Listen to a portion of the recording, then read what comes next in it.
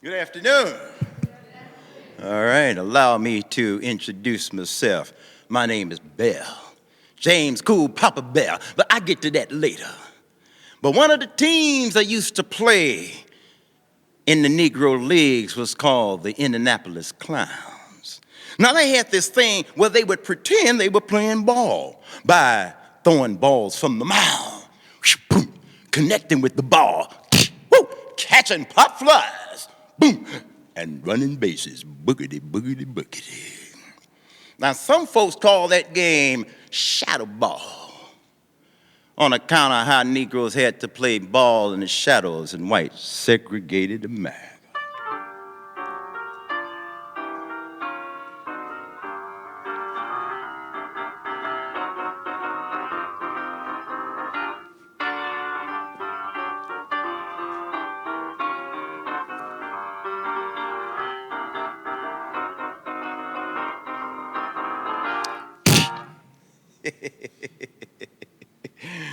Well, I played ball all the time. Well, I grew up in Starkville, Mississippi back in 1903. Ooh, we played baseball all the time. Y'all, I bet some of y'all played baseball too when you were young, huh?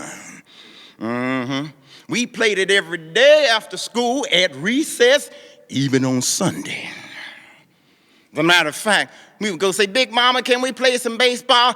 Take off them church clothes first, baby. Yes. Do it again. We be outside playing ball, them nice church clothes would be all hung up. We were part of the game.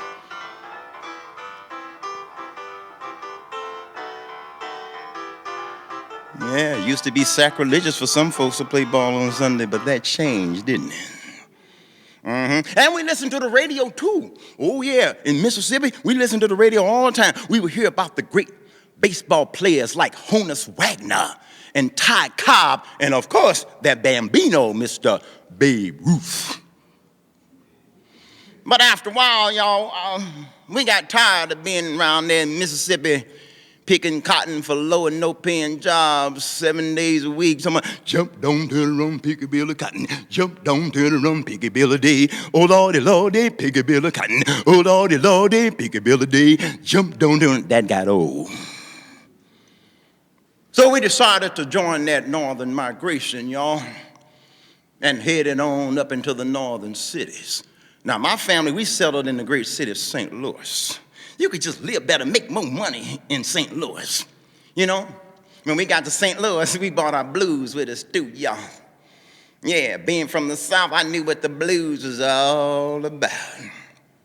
Now, I wasn't much of a singer, but my buddy Satchel Paige, he was. Oh, yeah. He would croon all the time on them old dusty roads, going up and down, trying to barnstorm.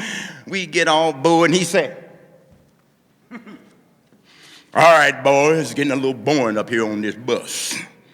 Let's kick it up a few notches.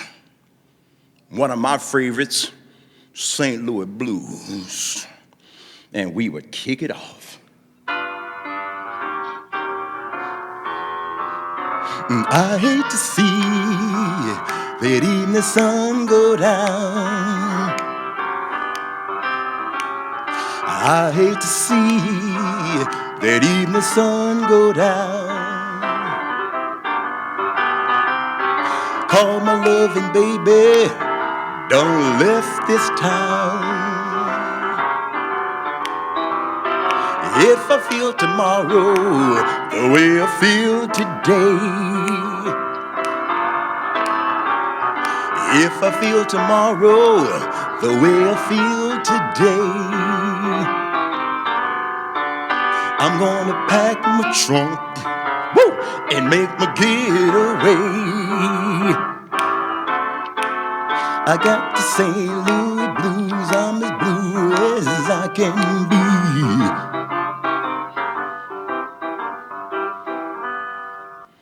Too much soul to control.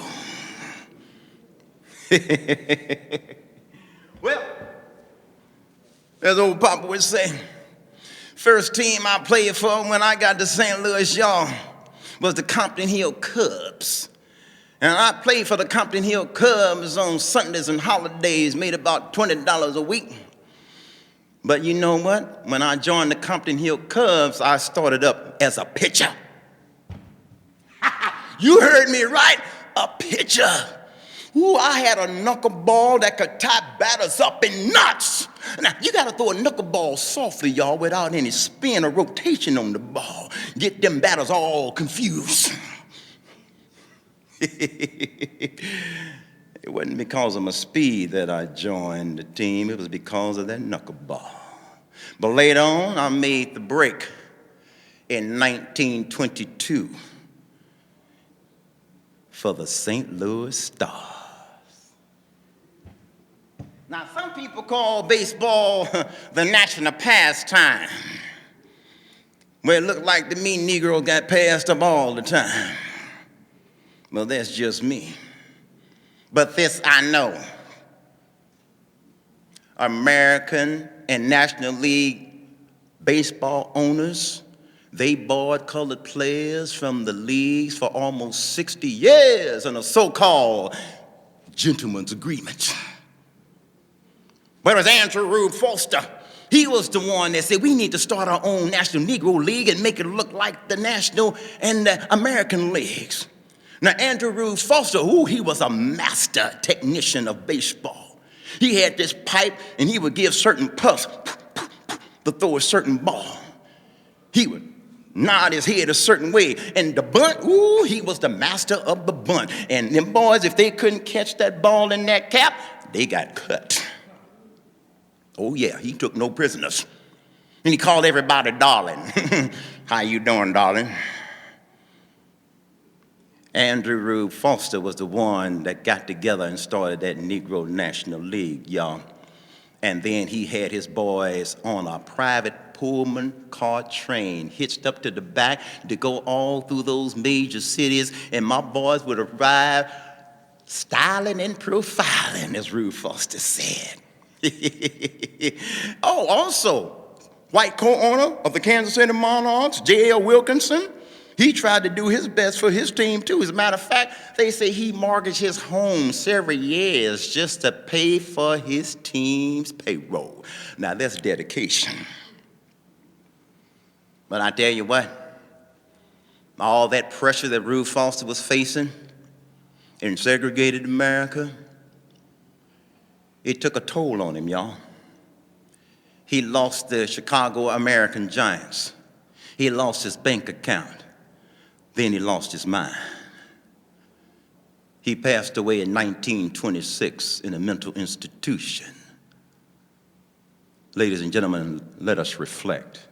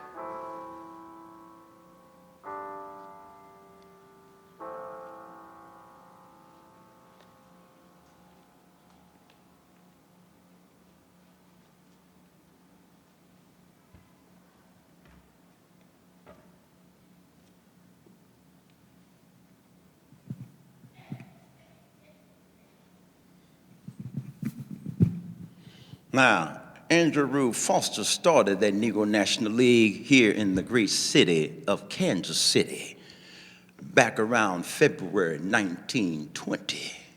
He got together with business leaders, church people, civic leaders. Oh, they all wanted to be part of that baseball league, ladies and gentlemen, meeting at an old colored YMCA not too far from here.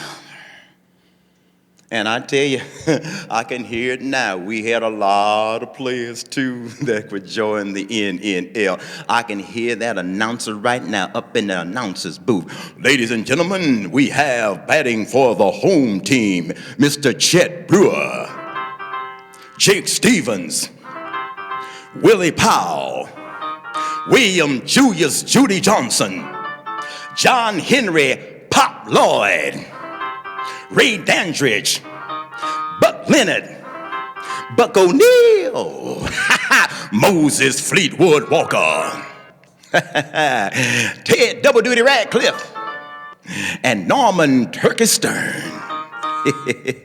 Oh, there were a whole lot of other players that I could name, but we be here a long time. But you know what? The main thing that I heard in all of those baseball stadiums was play ball. Now, scheduling games could be a problem too, because some teams play 62 games a season and some play 42 games a season. How can you do stats with that? So we did the best we could.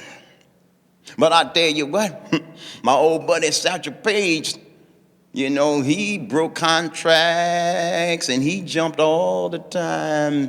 He said playing in the Negro League on them old dusty roads sometimes and working 3 and 4 games a day all year long was like the mule plowing the field all week and then pulling the carriage to church on a Sunday morning.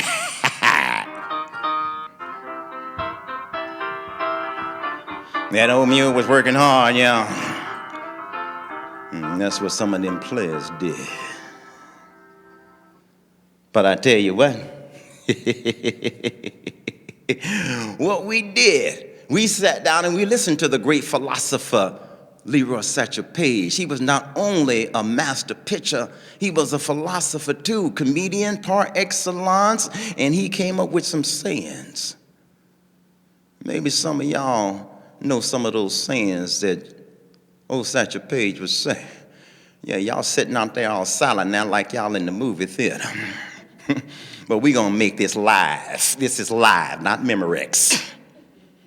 So other than the folks who work here in the NNL building, I'm gonna ask somebody out there, can you come up with any old sayings that Satchel Paige had in history? Come on, y'all. Who said that? What was that, sir? Number one. Can you expound on that? Can somebody else expound for him? You can't expound on it, sir. All right. Anybody else over here? I know Satchel Paige had a lot of sayings. Now, y'all don't be standing there staring back at me. I stare back. Any sayings? Say it again, sir. Don't look behind you, somebody might be. Give him a round of applause. Oh, yeah. Now, you know what? I told you about them scheduling games could be a problem, but sometimes when we traveled, we had to rent the white stadiums, and then the white players would be on the road. We couldn't use them showers, though. Had them white-only signs up there in the showers. So we could rent the ball field, but we could not shower and use the locker rooms. That changed with a guy named Gus Greenlee of the Pittsburgh Crawfords. He owned the Crawford Grill, along with the Pittsburgh Crawfords. Crawford Grill, it had another name. It was called Third Base because it was the last place people went before they went home. Now, old Gus Greenlee, he was a numbers man, and a bootlegger. Numbers man. Today they call it the lottery. Finally made it legal, didn't they, y'all? Well, Gus Greenlee built the Crawford Stadium so all his boys could shower after the game. And then the visiting teams, they could come in and they could shower too. But after the game, old Gus Greenlee would invite in some of the finest Negro musicians and singers in the United States to sit down, and they would be eating, and we'd be meeting and greeting all these folks after we went and showered and sat down in the Crawford Grill. Ladies and gentlemen, they had a lot of good food. Y'all think they got good food up here in Kansas City, but up in Pittsburgh, they like barbecue too. And they liked a lot of other fine food, and so on the bandstand would be some of the great musicians like a man named Duke Ellington. And Duke would sit there behind that piano with the Washingtonians, and he would be playing and we would be eating. And one of Duke's favorite songs was the East St. Louis Toodaloo.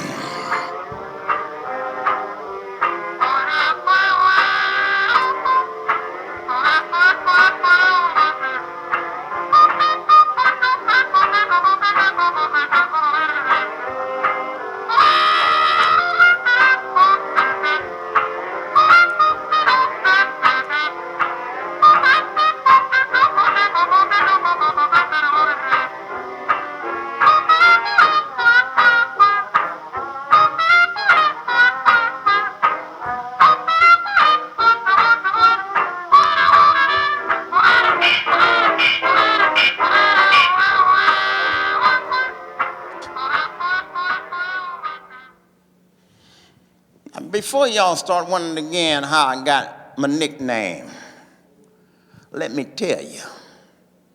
One day I was pitching, and all of a sudden, who steps up in the batter's box?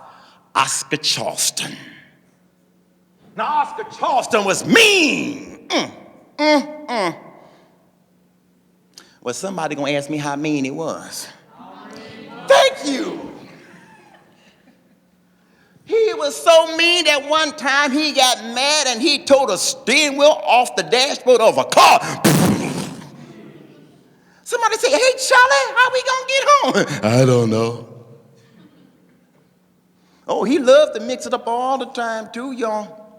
And when he be traveling around, oh, he was a master on the diamond. He was built like Babe Ruth, could run like Ty Cobb. And he could outrun any ball hit past him in the outfield. And sometimes he mixed it up with some of those folks down south who were wearing the white hoods and the robe. Y'all saw them a minute ago. They found out how Oscar Charleston took no prisoners, and they started following him around down south, heckling him, calling him the N-word and everything. And Oscar would say, "I dare y'all to come down here and say that in my face. I'm Oscar Charleston." A Klansman took him up on this offer one time. Yeah. Oscar was running bases, and all of a sudden, here come this Klansman out of the stand in full regalia. Oscar was rounding third, and there the Klansman was standing face to sheet. "All right, boy, here I am. What you gonna do?" Oscar didn't say nothing. You know what he did? He reached up and snatched the hood off the Klansman's head. "Oh, you ain't so big and bad now without your face being here, huh, chump?" A lot of people recognize the old boy as a city official. "Oh, that's Mr. Gilmore." Mr. Gilmore ducked, ran back through the stands. Oscar mixed it up with them Cubans too, y'all. Down there in Havana, Cuba, he played about 9 seasons down in the winter leagues with them Cubans. Oscar Charleston didn't take no prisoners with him either. He would be up and down in Havana, and all of a sudden somebody would say something to Oscar Charleston. He didn't understand it, like, "Buenos dias," pow! Oscar knocked him out. "Hey, Charlie, he just said good day." "Well, I didn't know." And everywhere Oscar went down there in Latin America, he was Oscar. And that's who I'm facing from the mound. But I told y'all I had that trick and knuckleball, and I made him swing and miss. Swing and miss. Swing and miss. Struck him out. Struck him out. And after I left the mound, my teammates said, man, that was cool. That was real cool what you did. How I kept my composure under Oscar Charleston.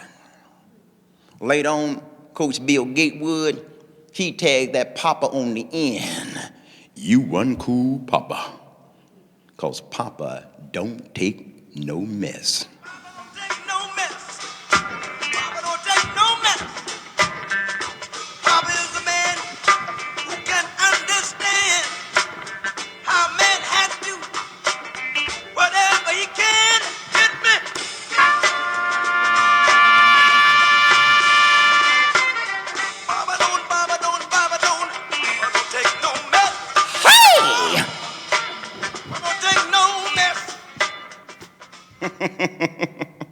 After a while, Coach Bill Gatewood, he recommended that I start practicing on my outfield just a little bit. And so, because of my speed, I started working in the outfield a little bit more, playing shortstop. And I could outrun any ball hit past me. And then I practiced on my switch hitting, batting from the left side and the right side, keep them pitchers all confused. Ladies and gentlemen, if I had a base hit, it was over. I guarantee you, if there was another base hit, I was going from first to third, even home. Didn't matter to me. I was going to score one way or another. And then we got on that road, y'all. We call our tour the Chitlin Circuit. Y'all familiar with the Chitlin Circuit over there, or just Chitlins? That's what I thought. Yeah. Because when we started traveling on that Chitlin Circuit, we couldn't always go to the Negro hotels that had some class and some style. And we could not go to the white hotels at all, had the white-only signs up there. And so sometimes we would be on the road all year long, and we didn't have the convenience of taking a bath or a shower. And we would play 3 and 4 games a day and then have to get back on the bus. Stank throughout the bus. And then when we got to these old Negro hotels, we checked in and you better leave the lights on. Because if you turn off the lights, the roaches and the rats and the bed bugs will come out. Ah, Lord have mercy. Keep the lights on. And sometimes we would have to put newspaper between the sheet and the mattress to make that crinkling noise. Keep them varmints away. Bed bugs, they coming back, ain't they? Making a comeback. They like the roaches, they will survive a nuclear holocaust. But I tell you, eating sardines and Spam and crackers, riding on that bus all year long, we didn't care because we were professional baseball players. Check it out.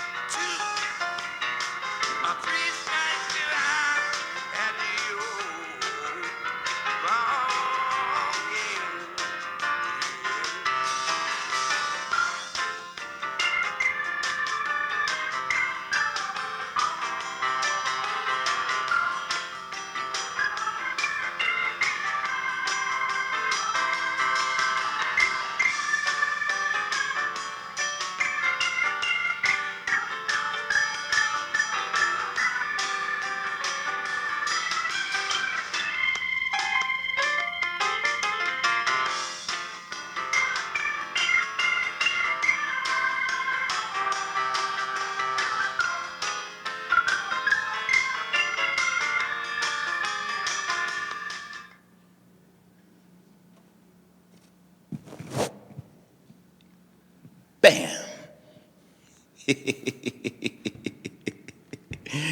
Baseball players par excellence. That's what we did. That's what we were all about, ladies and gentlemen.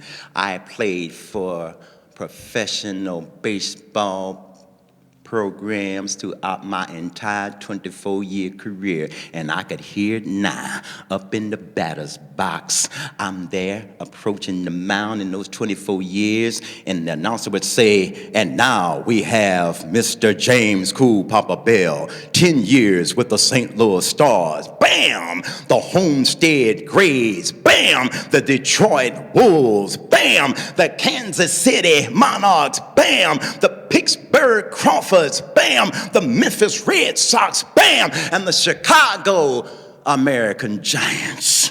24 years and all. They said in my prime, I was the fastest man on the planet. Oh yeah, my old buddy, Satchel Paige, he said, man, Jesse Owens, yeah, that racing guy, he afraid to race you, man, he might lose. Being the fastest man on the planet. Let me tell y'all something. One time, we were playing ball in California, right? And so I was rooming with Satchel Paige. And so Satchel was out having dinner and getting a drink, and I got back to the hotel room first. And when I got ready for bed, I hit the light, but the light stayed on for about 3 seconds after I hit the switch. I was gonna trick the trickster, ding! So I waited, laid in the cut, waited for Satchel to get back. He got back. I say, lights out, Satch. Yeah, cool, Papa.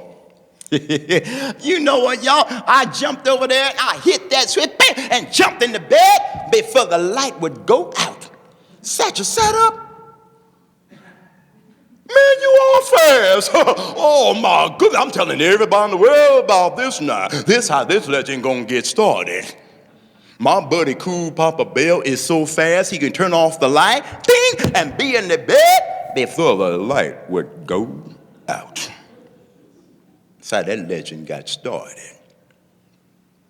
While I got your ear, let me tell y'all about baseball in paradise, rumors, and all those things that we did when we traveled down into Latin America.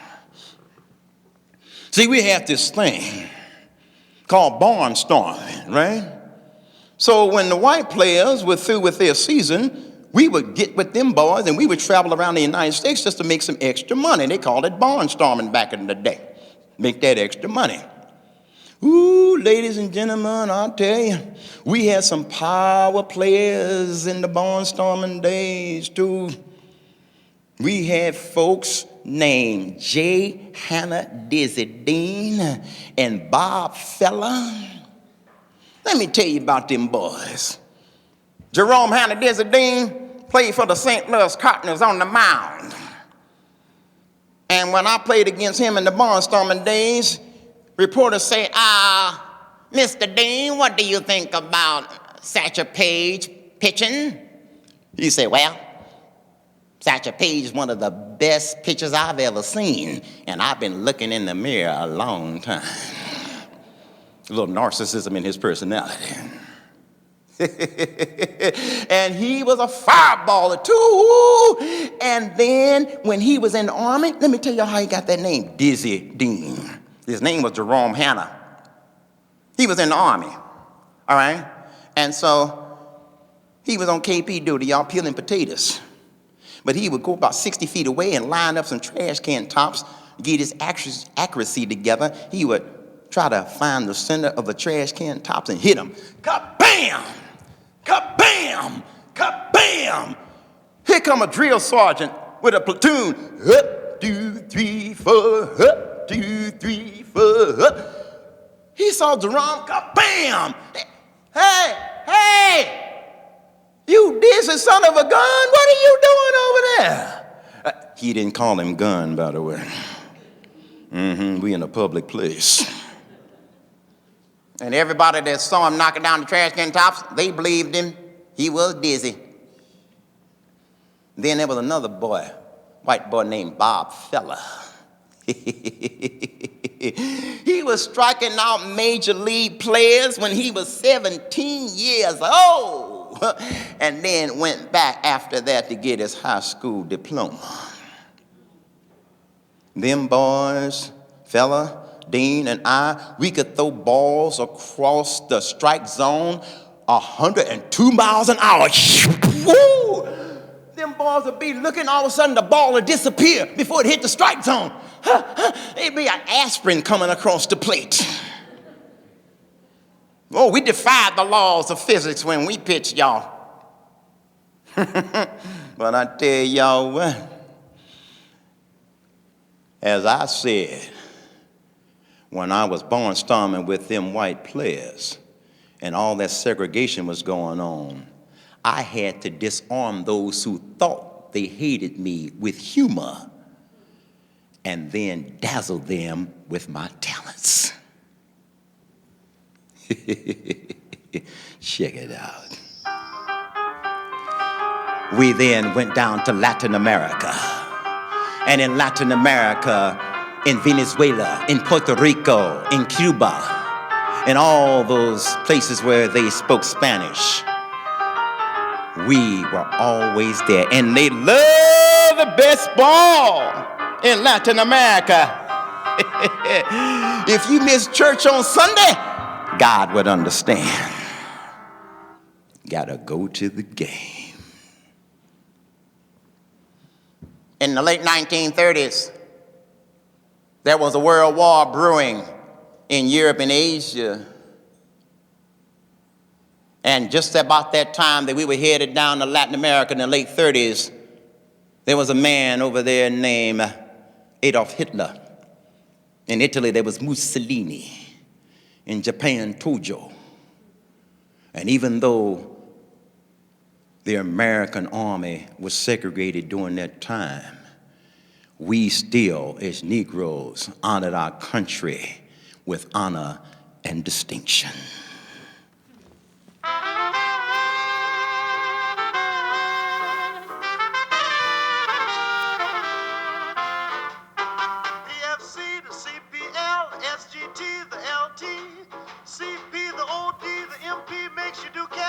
It's a G.I. jive, man alive. It starts with a bugle blowing reveille over your bed when you arrive. Hey, Jack, that's a G.I. jive. And at the same time that we were defending this great nation against Nazis and fascists, there were also people who wanted to entertain people like Lena Horne, Count Basie, and the master on piano, Duke Ellington.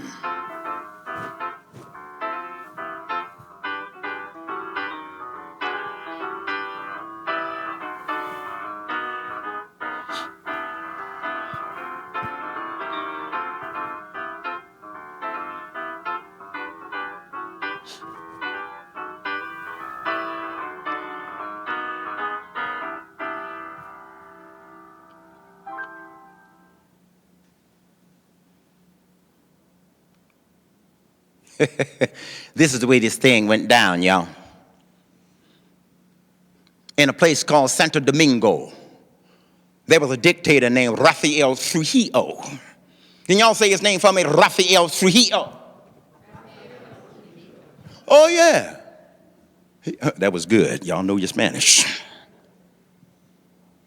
Well, he wanted to start this league down there in Santo Domingo to beat up on all the other baseball teams down there in Latin America.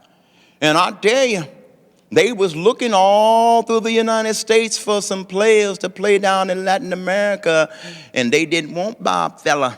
They didn't want Dizzy Dean. They wanted Satchel Paige and Cool Papa Bell. Because what had happened was that Trujillo, when he took over as dictator, he wanted another team to beat up on all those other teams down there. And so he sent some of his henchmen to go look for me and Cool Papa, right? Now, I'd already jumped, and I went to Bismarck, North Dakota, and I didn't want to jump again when I was playing with the Pittsburgh Crawfords. But see, when I was up in Bismarck, ain't y'all been in Bismarck, North Dakota before? Ain't too many black folks up there. Then as now. But I made some good money. And so Dr. Jose Enrique Ibar was sent to come find me. I was playing with the Pittsburgh Crawfords, y'all. We were in spring training in 1937 in New Orleans. And so Dr. Ibar, he trailed me all the way up to where we were spring training at. And somebody went and snitched on me. Found my hotel, talking about, psst, psst, Satchel's in there. And I heard they were coming, and I went out the side door, tried to jump in my car and get away. Man, but them men took their black limos and blocked my exit. Damn. Then they got out of their limos.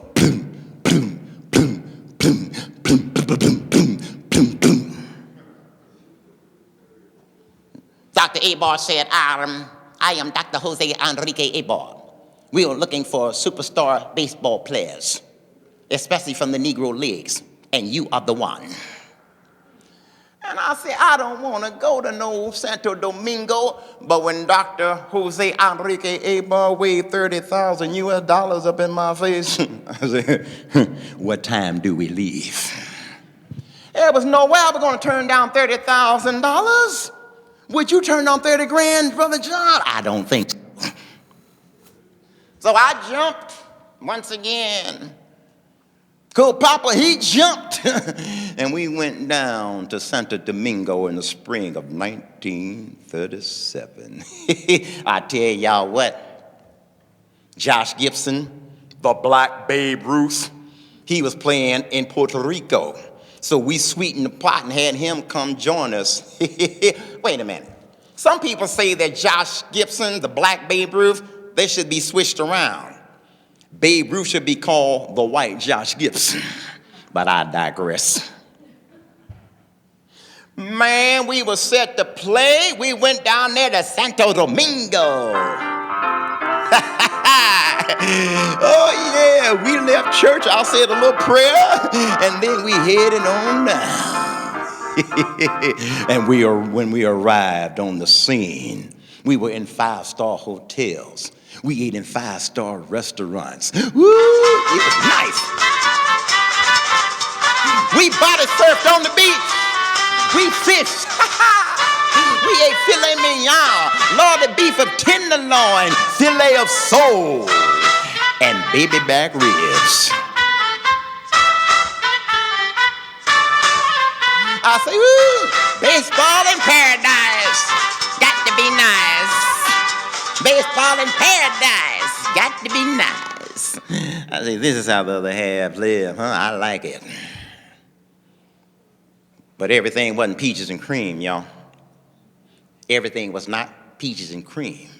Even though we had some of the best players on the planet, it was still a tense situation. Because what happened was that when we were going to all these 5-star restaurants and 5-star hotels and kicking back and surfing on the beach and eating all the food we could desire, we had all these military men following us around all the time. All of a sudden, we started looking around, and I'm seeing folks with rifles and fixed bayonets and people with sidearms and machetes, and they started calling our hotel in La Cárcel. That's Spanish for the jail. And after a while, we started getting a little bit paranoid. We kept seeing these folks everywhere we went. Men following us everywhere. We had no peace of mind. And then I started thinking, I don't know if they trying to protect us or keep us from getting away. But we won the games down there. And then we found out later on that if we had lost any of the games in Santo Domingo, Trujillo would have ordered more games than we did win. He was that kind of fella. So after we won the series, a lot of our boys jumped on ships and went on back to the United States, compliments of the American Sugar Company steamer lines without the inconvenience of passport checks. But I wanted to stay down there just a little bit longer because I love the beautiful skies and that perfect climate, and I love the spicy food and the Latino lifestyle. As a matter of fact, when I finally got back to the United States, September 1937, some old sport tried to trip me up. Y'all want to move tricky race questions. Talking about, Mr. Page, would you let your daughter date a white man? I say, not if he look like you. I wasn't taking it. Ladies and gentlemen, go Papa, come check out. You know what? Fast forward, y'all, to 1945. Rumors were running around in the United States that they were looking for a Negro to break into the major leagues.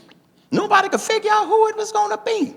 Was it going to be Satchel Paige, Ray Dandridge, Larry Doby, Josh Gibson, me? Nobody could figure it out. Until word got out, y'all, they were looking at that man out of UCLA in California named Jack Roosevelt Robinson. Let me tell y'all about Jackie Robinson. Jackie Robinson played with the Kansas City Monarchs for a while, y'all, before he made it into the majors. And my boy had a week going on. Yeah, and I would tell him, they put him at shortstop. I say, Jackie, you can't play shortstop, man. Now, he was a fast runner. Oh, yeah. At UCLA, he was star running back on the football team. He set records in track and field. He played star basketball, but he could not throw me out at first if he had to ground the ball from his right. He didn't have that kind of arm. And lo and behold, when he got to the majors, he was at first, then second base, just like I predicted. Now, Jackie Robinson, he was an activist and a militant. See, people just thought he sat back and he just took everything that came at him. Jackie Robinson, y'all, was with the United States Army for a while, second lieutenant. And in Fort Hood, Texas one day, Second Lieutenant Jack Roosevelt Robinson got on this military bus. Jackie got on and sat in the front. Bus driver said, hey, boy, you can't sit in the front of this bus. Get on back there in the colored section. Jackie said, man, I'm a second lieutenant. Shut up and drive this bus. Oh, yeah, we're going to see about that. Bus driver got back to Fort Hood, y'all. He reported Jackie to the military police. He had charges filed against him, was arrested. Court-martialed, but he fought it.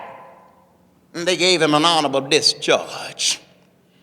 There was no way them judges could think that could hold up in any court.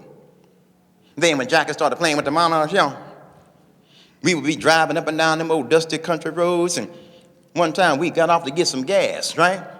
So Jackie was going to use the restroom. And there was some old boy sitting up there, old Bubba guy. Hey, boy, where you going? You can't use that restroom. That's for white only. Jackie said, oh, really? Take the hose out the tank. We get some gas somewhere else. Hey, all right, boy, calm down, calm down. You can use the bathroom, just hurry up. That's what kind of man Jackie was. Ladies and gentlemen, there was a man named Judge Kennesaw Mountain Landis. He was baseball commissioner, and he died after 25 years of trying to keep Negroes out of the major leagues. And when he died, there was another man, senator from Kentucky, who took over, Albert Benjamin Happy Chandler. Y'all got that Albert Benjamin Happy Chandler. He became new baseball commissioner, and so Branch Rickey, who used to manage the St. Louis Cardinals, he brought the Brooklyn Dodgers, right? And he wanted to bring Jackie into the majors. And he tried to get A.B. Happy Chandler to help him do it. And so some of the sports tried to be saying, Mr. Chandler, what do you think about Negroes playing in the major leagues? A.B. said, well, if them boys can go to Guadalcanal and Okinawa and fight for the United States of America, they can play ball here. That's how this thing is supposed to work. A.B. Happy Chandler didn't stay too long in that position either. He got moved out real quick, but it was too late. Jackie came in with Branch Rickey with the Montreal team. And when Montreal brought in Jackie Robinson in the minors up there in Canada, they didn't think Jackie Robinson was a human being. They didn't think he had the intelligence to play ball. And Leo DeRocha, when Jackie started coming into the Brooklyn Dodgers, he started hearing some rumblings about them boys were going to start striking with the Brooklyn Dodgers and white boys. Branch Rickey said, Leo DeRocha, you tell them boys Jackie is coming. If they got a problem with this, they can start walking. Get to stepping. He's coming and nothing they can do about it. Ladies and gentlemen, Jackie Robinson got in there and he put on that baseball uniform of the Brooklyn Dodgers. It was the happiest day of my life. We finally proved that we could hit, catch, and run with anybody in the major league. Did you see Jackie Robinson hit that ball? It went zooming across the left field wall. Yeah, boy! Yeah, Jackie hit that ball. He swung his bat, and the crowd went wild, 'cause he hit that ball a solid mile. Yeah, boy! Oh, yes, Jackie hit that ball. Pee Wee Reese from Kentucky also played with the Brooklyn Dodgers. They were heckling Jackie to no end. Pee Wee Reese, white boy, down there in Cincinnati, Ohio, when the Dodgers were playing, people were throwing all sorts of debris out there, and Jackie Robinson calling him all kinds of names. Pee Wee Reese came up, put his arm around Jackie's shoulder and whispered in his ear. And all that madness and all that insanity stopped. All them folks said, Pee Wee Reese, he's friends with Jackie Robinson. We better be friends with him too. Jackie at the bat, here's what he done. He hit the ball with the bat. The bat hit the ball. You should have heard those fans all squall. Good, it's going. This time it's really gone. They do the baseball boogie when Jackie comes running home. Now the umpire hollers the same old thing. Grab Jackie's bat and begins to swing. Cameras start to flash, join the crowd. Bat by hands and holler real loud. Good, it's going. This time it's really gone. They do the baseball boogie when Jackie comes running home. Grandma says she was too old to go. She listened in on the radio. She got happy. She grabbed her dress. First thing you holler, Jackie Robinson is a mess. Good, it's going. This time it's really gone. She done the baseball boogie when Jackie comes running home.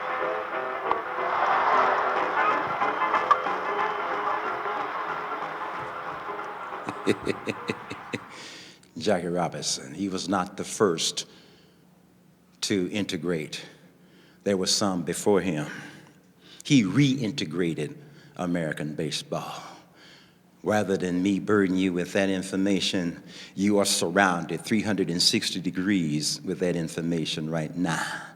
Find out who preceded Jackie Robinson playing Major League Baseball. But as for me, Cool Papa Bell, my boogieing days was over. Yeah, after 24 years of playing ball, I couldn't do that boogie anymore. So I thought about retirement. Now, in the NNL, I was in a batting competition, right, with Monty Irvin. And I knew the New York Giants were looking. And so I held back. And I let Monty Irvin win that baseball title. And that's how he got chosen for the New York Giants. And we had to help one another, y'all, all the time. Just like I told you, I also taught Satchel Paige how to throw that knuckleball. And then Satchel taught Monty Irvin how to hold that bat just a little bit lower to get more hits. We had to help one another, and that's how we finally were able to overcome. Check it out.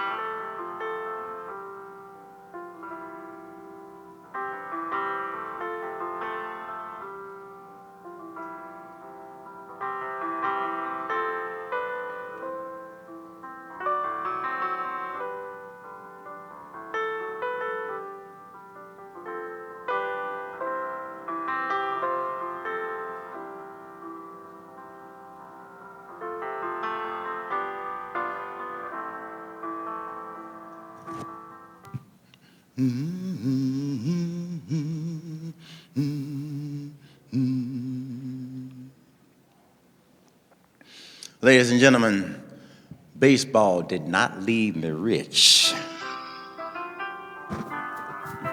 So I had to keep on working. So after that 24 years of playing ball, I started coaching. And my team that I started coaching for was the Kansas City Monarchs. I'm going to Kansas City, here I come. Oh yeah. I'm going Got to with Ernie Kansas Banks. City. Taught him how to be a master technician when he was in the batter's They box. got some pretty little women there, and I'm gonna get me one. As a matter of fact, Satchel Paige did get him one. Lahoma Brown. Came here to Kansas City, married Lahoma Brown. They had a whole house full of kids, y'all, and Satchel loved them all. And then, when he was at the age of 42, in the year 1948, he finally made it with the Cleveland Indians. Thank you, Bill Veeck of the Cleveland Indians. Satchel Paige finally got to where he wanted to be. And in that same year, 1948, there was a president in the White House, Harry S. Truman. He signed Executive Order 9981, desegregating the United States military. Even then, it took to the end of the Korean War for it to become totally official. But for me, I kept on working. As a matter of fact, when I stopped working with the Kansas City Monarchs as a coach, I went to a place called St. Louis, Missouri, and I worked as a custodian at St. Louis City Hall.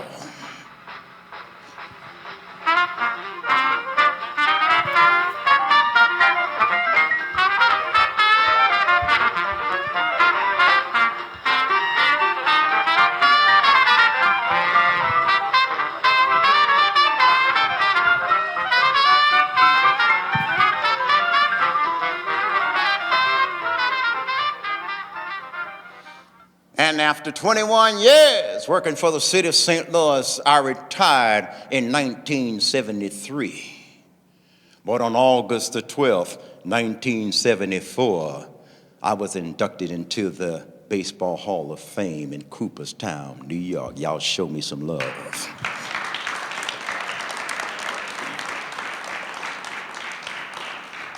Thank you very much. Only the fifth Negro player to get that distinction at that time.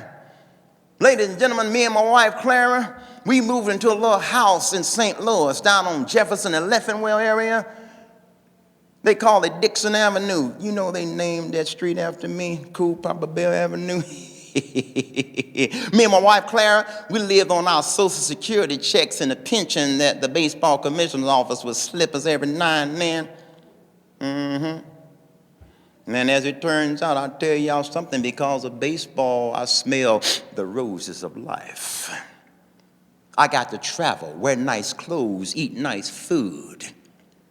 I was a baseball player, husband, and a father.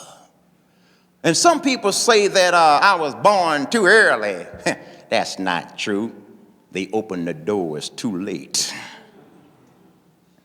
But I lived that good life. And I'll tell y'all something before we leave this building. Y'all better find out what you're going to do with your life. Okay? Because it's a very important thing. Because life is a very interesting thing. They have a tombstone with your birth date, a hyphen, and then your date of your death. That hyphen, that's your life. So think about that real deep now, what you gonna do with your life. Because life is short, and before you know it, pow, it's gone before the lights go